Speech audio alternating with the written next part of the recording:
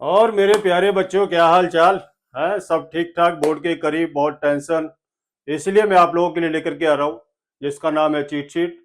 और टॉपिक है आज आपके सामने 3D। 3D का मतलब होता है इसका थ्री डायमेंशन। थ्री डायमेंशन मतलब जिसकी थ्री डायरेक्शन होती है, हम उसको थ्री डायमेंशन कहते हैं।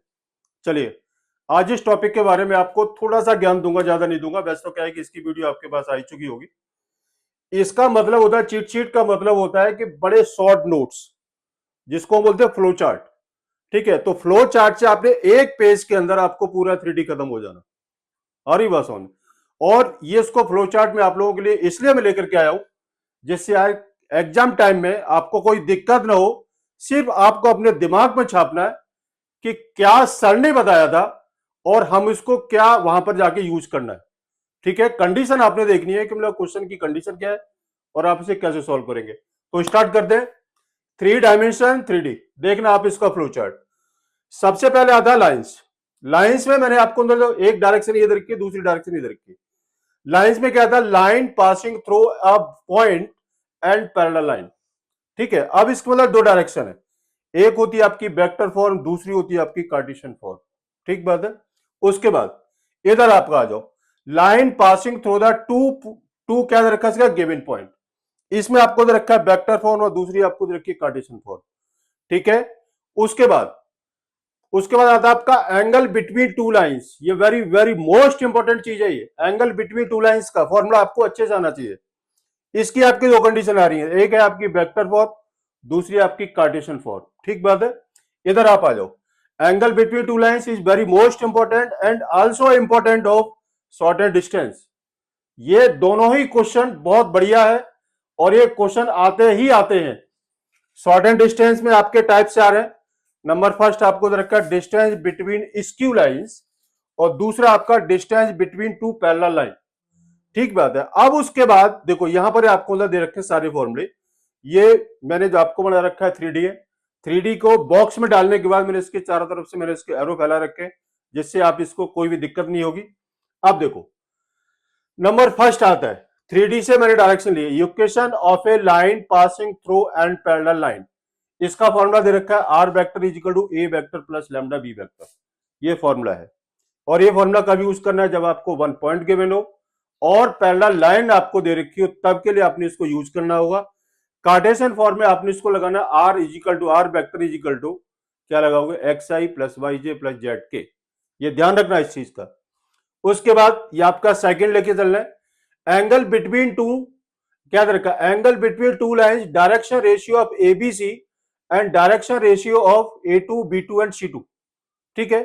तो cos theta is equal to a1 a2 plus b1 b2 plus c1 c2 divide by square root of a1 square plus b1 square plus c1 square and a2 square plus b2 square plus c2 square. उसके बाद देखो, ये आपका 3D में ही आ रहा है। उसके बाद अगर इसकी कंडीशन दे रखी, यहां पर आपको दो कंडीशन मिलेंगी, या तो थीटा इक्वल टू 90 डिग्री होगा या फिर आपको थीटा इक्वल टू 180 डिग्री का केस होगा।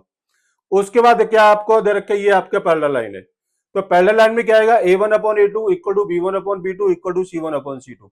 ठीक है। और अगर परपेंडिकुलर है तो a1 a2 plus b1 b2 plus c1 c2 equal to zero. कब होता है?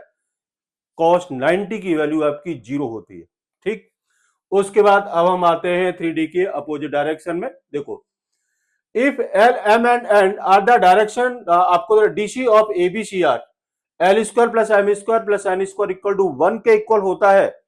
अब देखो, यहां आपकी दो कंडीशन आती है कि अगर आपको थीटा दे रखा है और डीसी अगर आपने निकालना है तो आपने लगाना l is equal to cos alpha, m is equal to cos beta and n is equal to cos gamma.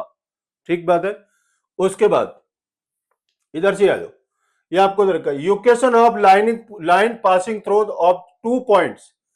अगर टू पॉइंट्स के लिए अगर आपको क्वेश्चन में दे रखा तो आपने इसको यूज करना r vector is equal to A vector plus lambda b vector minus a vector. ये याद रखना है इसको। ठीक है। फिर आता है आपका short and distance between two lines. इसकी फॉर्म आपको पता होनी चाहिए, r is equal to a one plus lambda b one, r is equal to a two plus mu b two. और इसका फॉर्मूला दे रखा है b one cross b two into a two minus a one divide by b one cross b two का whole mod of. उसके बाद आता है आपका distance between to parallel line में। देखो इनमें क्या डिफरेंस है। ऊपर यहां पर आपका b1 एंड b2 था, ध्यान रखना, ऊपर b1 b2 था, इधर आपका दोनों का सेम b रहेगा। तो d is equal to b vector into a two minus a one divide by b का मॉड ऑफ। ये आपका ये फॉर्मूला आपका ये बनता है। ठीक है, अब आता है एक है आपको इधर क्या, coplanarity of the two lines, R vector is equal to A vector A one plus lambda B one, R is equal to A two plus mu B two. तो जब भी आपका कॉपलेटिव के लिए कंडीशन आता है तो b one cross b two into a two minus a one equal to 0 की इक्वल होगा। ये है आपका 3D का पूरा फ्रेम। आपको इसी में से क्वेश्चन मिलेगा, ये गारंटी में ले रहा हूं। अब आप देखो, अब मैं आपको एक लास्ट में एक चीज बता देता हूं, क्वेश्चन कहां से मिलेगा। Number first, direction ratio, direction cosine, angle between two lines, और क्या है, short and distance. Short and distance के आप इसके दोनों फॉर्मूले पता होना चाहिए, और इसके अलावा आपका 3D का कोई क्वेश्चन बाहर नहीं जाएगा। और ये है आपकी चीट शीट, ये सिर्फ एग्जाम के लिए, एग्जाम के करीब या फिर प्री बोर्ड के करीब यार। ठीक है, आज के लिए इतना ही काफी है, आप इसको देख सकते हो अच्छे से। ठीक है, ओके, बाय, नमस्कार।